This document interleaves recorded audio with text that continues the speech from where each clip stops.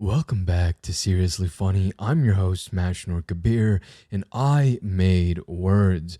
This week, we record our second ever retake of the podcast. So, I recorded this podcast this morning. It is currently 5 in the afternoon. What happened? I had the video. Instead of pressing the little red square on the video, I exited the camera app and the video didn't save. And so I went to edit and I had no video. It was really sad. I edited the audio and got that scheduled. So there will be two different versions of the podcast. The meat and potatoes will be the same because I'm reading the script, but the outro, I'm going to talk a lot more about how I actually applied Daoism in my life in this situation. So we're going to do that. Also, it is 25 degrees Celsius right now. I have to turn my fan off so that you don't hear it. If I'm sweating my face off by the end of this episode, that is why. So, this week we're going to talk about Daoism, or is it Taoism? Great question. You will see this philosophy in two forms. Either you'll see it spelled T-A-O or D-A-O. They aren't different philosophies. Back in the day, the way to translate from Chinese characters to Latin characters was the Wade-Giles method, which spelled it with a T. Later, the Chinese didn't like this method much and switched to the Hanyu Pinyin method, which spelled it with a D. However, since we're in America, we got used to the letter T and we didn't stop using it. So you'll still see it spelled with a T pretty often. Regardless of how you spell it, it should always be pronounced with a D sound, so it isn't Taoism, it's Daoism. If someone says Taoism or the Tao, they're referring to the same thing. It's just translated differently, and this is America, we're culturally insensitive. The man that you'll often see credited with and attached to the idea of Daoism the most often is a man named Lao Tzu, translating to old master, and sometimes there's Lao something else, Lao Sun, there's a bunch of them. Sometimes it's Laosa, it'll be pronounced differently. Translations between languages that use their own characters to a Latin language is really arbitrary and hard because languages like Chinese, Japanese, etc., they have symbols. You can't really call all of them letters all the time that represent a specific sound or represent a thing. Like there's a character for sun, I believe, in Chinese and in kanji, if I'm not wrong. To be more specific, in English, you know how you can pronounce the same letter in a different way? Like the A in cat isn't the same A in yacht, for example. In Chinese or Japanese, they'll have a different symbol representing the A sound versus the sound. So it's not just A. In English, we just figure out what sounds right. Linguistics aside, the story is that Lao Tzu was an employee or archivist at the Imperial Archive somewhere between 4th century to 6th century BCE. Not that he lived that long, but somewhere in that range. However, the country got so littered with bureaucracy and corruption, Lao Tzu got tired of it and decided to peace out. On his way out of the country, a soldier at the border knew who he was and knew about Lao Tzu's wisdom, so the soldier asked, "Before you go, will you write your wisdom down?" And Lao Tzu complied. From that came the book that's most often attributed with Daoism, the Tao Te Ching. This is a really cool story, and although the Tao Te Ching is the second most translated religious book in all of history behind the Bible, and all of these books have the author Lao Tzu, historians actually argue whether or not the guy existed. The story I just told you, in one version, Lao Tzu writes the Tao Te Ching in 2 parts. In another version, he writes it in 15 parts. And the story I just told you is also still one of many. There's another story that says he was a court astrologer who lived during 4th century BCE rather than an archivist. There's a ton of different accounts about the guy, and he's kind of an elusive figure. History really is an agreed upon set of lies. But, who would have thought that the guy who wrote, quote, "The journey of 1,000 miles starts with one step," and, quote, might not have existed? Someone came up with it. The historians that believe this say that the Tao Te Ching isn't a book authored by this one guy, Lao Tzu. Rather, it's a collection of a bunch of authors and a bunch of philosophers and their ideas all under this umbrella of Daoism and the Tao. And then someone came in and penned the name Lao Tzu as an umbrella over all of them. And it's possible, right? Because we definitely know that the ideas of Daoism existed well before Lao Tzu, in coming up around 200 to 700 BC, which is before BCE. And this will make sense because a lot of the ideas in Daoism are similar to the ideas of the Brahman found in Hindu history. So the ideas have existed for a long time. And so for someone to say that someone came around and pen named it up after reading a bunch of things is completely possible. And whether Lao Tzu did or didn't exist shouldn't really matter much, honestly. If that turns you off from the idea of Taoism, that's not very Tao of you, as we'll learn later. There's another guy who's read a fair bit in Taoism, a lot less well-known than Lao Tzu, is a guy named Zhuangzi. While Lao Tzu has more of an audience of emperors and kings, Zhuangzi, in his book titled Zhuangzi, like Playboi Carti's first album, it was aimed more towards the common man. Just like Playboi Carti's first album. There's a third person attributed to some of the beginnings of Taoism sometimes, and that's Zheng Daoling. However, Zheng's ideas are a lot more religious, involving being contacted by higher power and getting access to celestial bureaucrats. Yeah. You may think that Taoism is a godless religion, but it does indeed have some gods, prayers, deities, etc. A lot of people, especially in the West, tend not to see Taoism this way, and we will avoid the religious aspect of Taoism here and keep it tied into the actual philosophies and the ideas of Taoism that you can apply to your own life rather than the religious stuff. I'm not here to indoctrinate anyone. I'm just here to share some philosophies. A lot of these ideas and philosophies are found and read in, as we said, the Tao Te Ching. This is the main text for Taoism. Like we said, second most translated book in history next to the Bible. But it is far from the only one. There is many, many books on Taoism. Aside from the Zhuangzi, there are countless texts on Taoism. They simply aren't as much read or well known as the Tao Te Ching. The Tao Te Ching isn't a long read per se, but it is absolutely a confusing one. It's written with tons of analogies and koans. Koans are contradictory or paradoxical statements meant to induce thought. For example, Wu Wei, the action of non-action, which is one of the most famous principles in Taoism. More on that later. Due to the use of analogies and contradictions, a lot of different interpretations exist, and people will extrapolate the information in different ways. With me, you'll see me related to a lot of things and information that I've talked about because that's my bias. I'm going to admit that. And with someone else, you may see them talk about how the Tao Te Ching talked about factories and climate change, which there are books out there that say that that's what Lao Tzu wrote. It's really funny. I was reading a review on Amazon and I saw someone comment that. But the first thing we should probably touch on is what Taoism is rooted in, which is, well, the Tao. What is the Tao? Well, let's see what our totally real author Lao Tzu writes in the Tao Te Ching. Quote, "The Tao that can be described is not the eternal Tao. The name that can be spoken is not the eternal name." Helpful, right? Well, kind of. The Tao is ineffable, meaning that it cannot be described with words. And by attempting to describe it, you have failed in describing it. Language is something that we use to identify things, something that we use to box things in. The Tao cannot be boxed in. The Tao is an all-encompassing, incomprehensible, and ineffable oneness. Again, by trying to describe it, you have failed. The Tao can be described. The Tao that can be described is not the eternal Tao, because the Tao is beyond language, a concept that I have brought up to you before on this podcast. One thing that the Tao is often referred to or related to in the Tao Te Ching is water. Quote, "The supreme good is like water, which benefits all of creation without trying to compete with it. It gathers in unpopular places. Thus, it is like the Tao," end quote. Overall, the Tao is the basis of all existence. The Tao came before everything and is the source of everything. Think the star of the Big Bang, though that's not it. Then there's the idea of Li, translating into the markings in jade or the grain of wood. It is the organic and natural order in the chaos that is nature. Take a snowflake, for example. To us, they're generally small white dots that come and go. However, as we zoom into one of these snowflakes with a microscope, we see these insane ice crystal structures on each snowflake. They're incredibly complex. However, they have order. And when you look at the whole thing, you begin to see a pattern in each branch, or you see symmetry.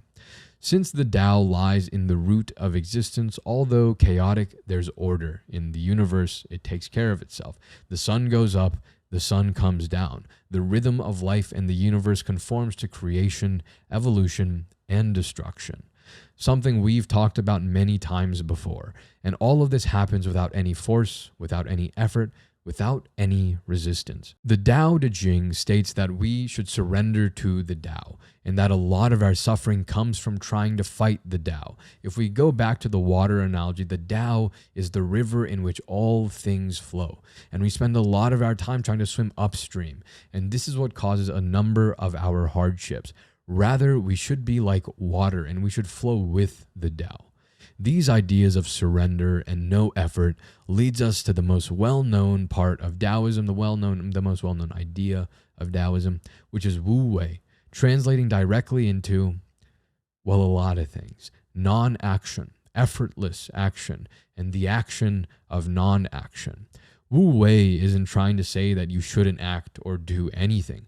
Rather, it is becoming one with the Tao and acting without desire or intention, acting like water. Quote, water is the softest and most yielding substance, yet nothing is better than water for overcoming the hard and rigid, because nothing can compete with it, end quote. Similar to what Bruce Lee once said, quote, be water, my friend. Empty your mind. Be formless, shapeless, like water. You put water into a cup, it becomes the cup. You put water into a bottle, it becomes the bottle. You put it into a teapot, it becomes the teapot. Now, water can flow or it can crash. Be water, my friend. End quote. Wu Wei says that we should utilize the power of gentleness, that we shouldn't expend unnecessary energy. We should reduce resistance. That results come from not simply how much energy you shove into something. Rather, results come from a series of actions. You may be able to relate this to the idea of working smarter, not harder. If we want to flow with the Tao, if we want to ride down the stream, we need to let go of our tendency to swim against it. In life, there's so much you don't control, from your bodily functions to how many people listen to your podcast. By letting go and simply focusing on what's in front of us, we will be able to work with much more efficiency. Honestly, this parallels incredibly well with the idea of flow, which is coincidentally perfect with the water analogy. Flow is the state of performance coined by researcher Mihai Csikszentmihalyi, where you are fully focused. In a sport, this is when you're fully plugged into the game. Every movement has a purpose. You feel like you can see 2 moves ahead. Or when you're working on a project, the state where it becomes like the work is doing itself and you're a mere vessel carrying it out. Within this state, time both slows down and speeds up. Your work feels like it took 5 minutes, but looking at the clock, it was 5 hours. You can't force yourself into this state. The science has shown that. It's not a state you can simply, quote, decide to go into, end quote. It's similar to sleep. You can do things to increase your chances of attaining it. However, there's no doable action to directly get you there. Sleep is a noun. It is a state of being. It is not a verb. You can't do sleep. Like Wu Wei says, you must stop trying in order to achieve more. Is this paradoxical? Yes. Have you heard me say it before? Yes. This idea is the famous first chapter, Don't Try, of The Subtle Art of Not Giving a F by Mark Manson. Wu Wei ultimately boils down to doing without doing. We accomplish this through acceptance and attenuation of our desire. The last 2 ideas I want to share with you here is yin and yang as well as qi, both of which under the microscope of Daoism. We've talked about yin and yang before on this podcast in our episode on balance. However, in Daoism, yin-yang is related to the idea of a hill. There's a sunny side and a shady side. These 2 opposite forces, neither better than the other, continue to swing back and forth like a pendulum. Neither side can exist without the other side. No happy without sad, no satiation without starvation, no life without death. Yang begins to grow when yin is at its peak, and yang begins to grow when yin is at its peak. Oh, I said that twice, huh? Yang begins to grow when yin is at its peak, and yin begins to grow when yang is at its peak. The other idea is qi. Qi is the energy that creates everything. In science, we know that matter comes from energy, a specific form of it.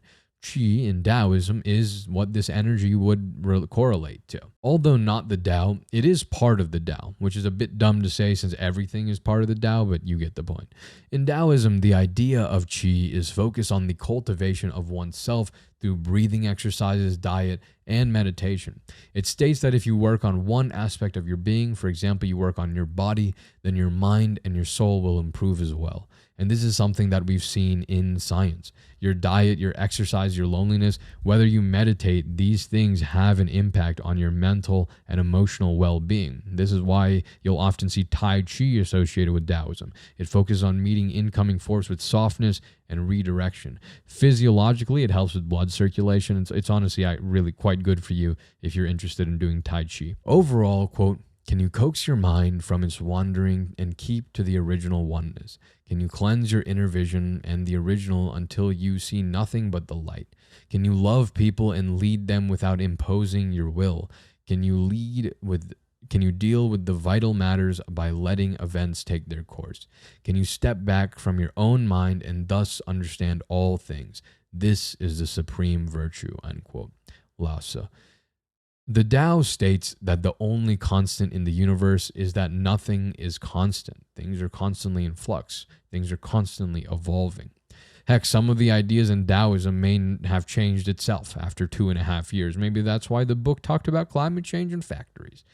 Moving between thousands of cultures, thinkers, and people, it may have changed. The Tao is a really hard philosophy to grasp, especially if you haven't meditated and haven't experienced things like the Tao. The Tao Te Ching says this, quote, that which offers no resistance overcomes the hardest substances. That which offers no resistance can enter where there is no space. Few in the world can comprehend the teaching without words or understand the value of non-action, end quote. The idea of moving forward by not moving forward is weird. It doesn't make sense. Literally, it doesn't. It's an oxymoron. But the fact that it doesn't make sense goes to show how language can be broken.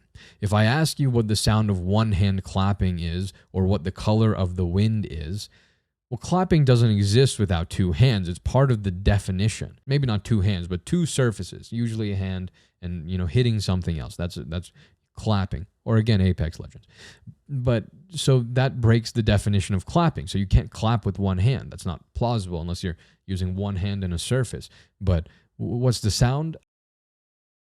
You broke it, right? And wind is, I don't know, wind colored, right? So that doesn't, what do you say?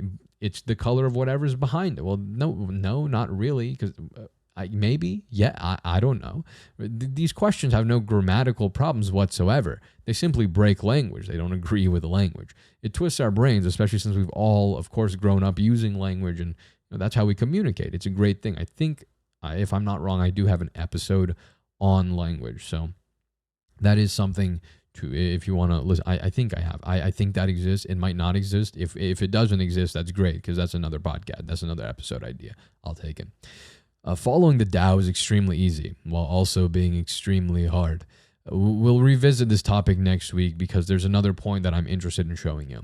So that's what we'll be doing next week. Until then, I anime update and Oyasumi Punpun update. That's what I have in the audio version of the podcast for now. In this video version, I'm going to talk about a little bit more of what happened this morning / afternoon and how I'm on this camera right now, super jubilant as I would usually be, except for that 1 week. But what happened is this morning, so I recorded with my iPhone as I usually do, as I'm doing right now. And what happened was instead of pressing the little, when you record, you all probably have an iPhone, most of you do. When you hit the record button, the stop button pops up on the camera, right? And so generally, you're supposed to hit that button when you're finished recording your video. I didn't do that. I took the camera app and I just closed it thinking that it would save itself. I don't know if this is a one-time glitch or if you have to hit that red button, but my video did not save at all. So what happened was I took 11 thumbnail photos. Yes, I take a lot of thumbnail photos for every thumbnail. It is rough. It is not fun. It's the worst part about being a YouTuber. But I took all the photos. I took all the thumbnails and I was done with the thumbnails. And then I thought that the the video had saved to my camera roll and I didn't check, and I edit my videos not at home. I go somewhere else to work on them. So I walked for 20 minutes to where I usually go to edit my videos and podcasts, and I sat down and then I opened up everything. I opened up Final Cut. I opened up my audio, and because the audio records straight into the MacBook. And so I opened up all the things, got it ready. Then I selected all of my images, and I thought I'd be selecting my video. Little did you know, there's no video there. I'm like, whoa, whoa, whoa, where's the video? And it was a sad experience. I did attempt to get it back. I tried to access my iPhone's files and see if I could find it somewhere in there. No. If you're worried about Apple's privacy, don't be, because let me tell you, it is really hard to go look in your effing phone, especially the files of that phone. I thought it would be in there somewhere, and I saw one Apple, but I Googled it, how could I get this back? And I saw one post of a guy that had the same issue, and at the end of the post, he said, I have an iPhone 3GS. This was like 50 effing years ago. iTunes is updated, iPhones have updated, no more iOS effing 3. So I couldn't use that. But I had this happen to me, and obviously to most people, this would generally not be a fun time. This would not make anyone very happy or very satisfied with themselves. It would make them quite upset, actually. And I'm sitting in a public place here. I'm sitting in a library, actually, so yelling is kind of off the table. But honestly, I didn't exactly get upset or mad. A part of me was a little bit, this sucks, right? I'm just going to say, like, okay, yeah, this sucks. And then what I immediately went to was the idea, here we go, Wu Wei, right? No action, the action of no action. And what I realized was, okay, well, I could sit here and shove my hands in my head and start effing just being sad and angry and frustrated. I could try to get it back. I did try to get it back.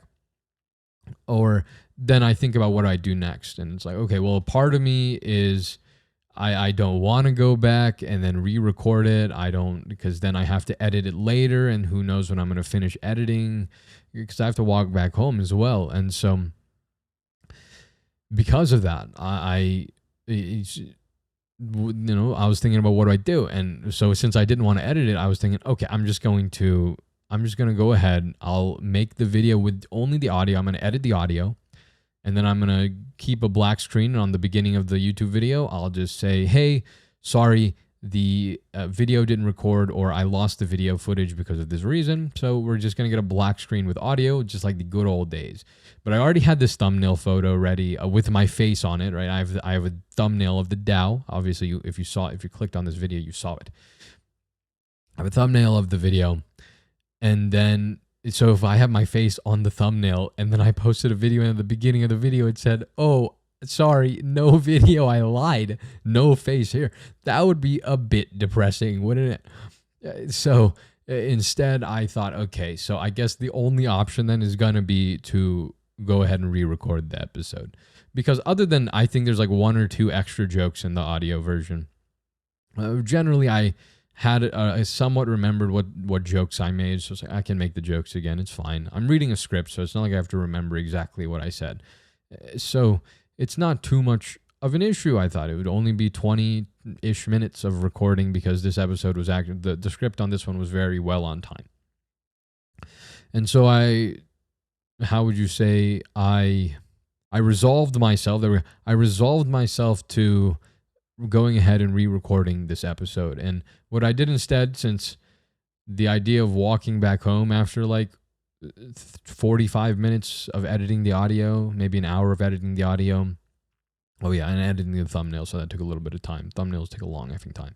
After editing both of those things and going ahead and scheduling the audio, I also thought I wanted to stay, where I was working. I wanted to keep working. I didn't want to walk home yet, because I felt like that would be a waste of time. So I went ahead and started editing the YouTube video that I have to get out by Wednesday.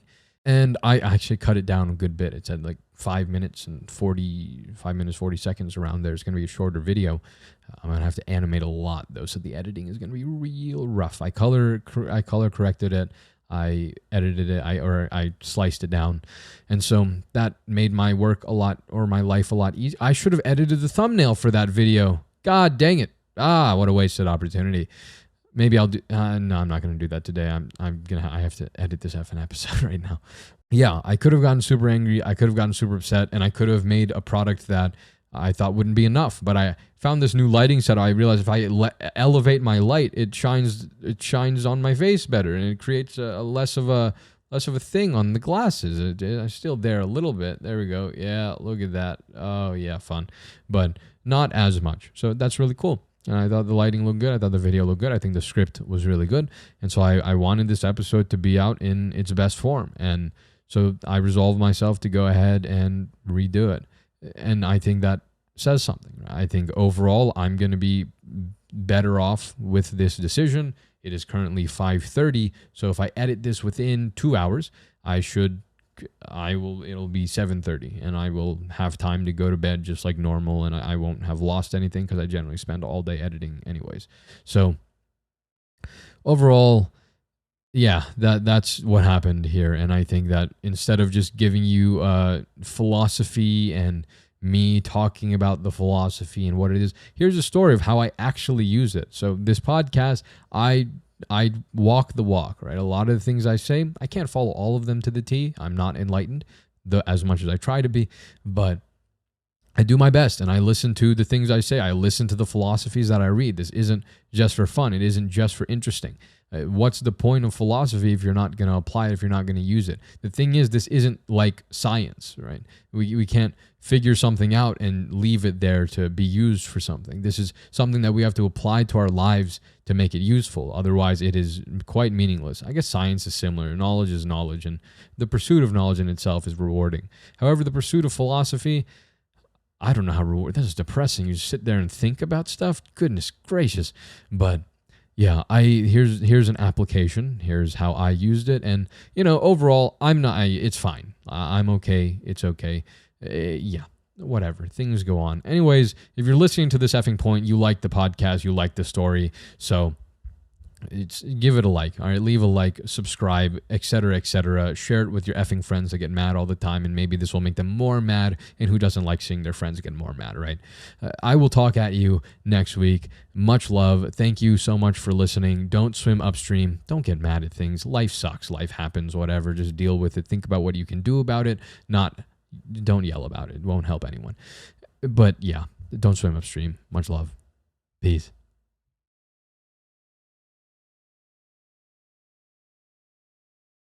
Now we hit the button. Yeah.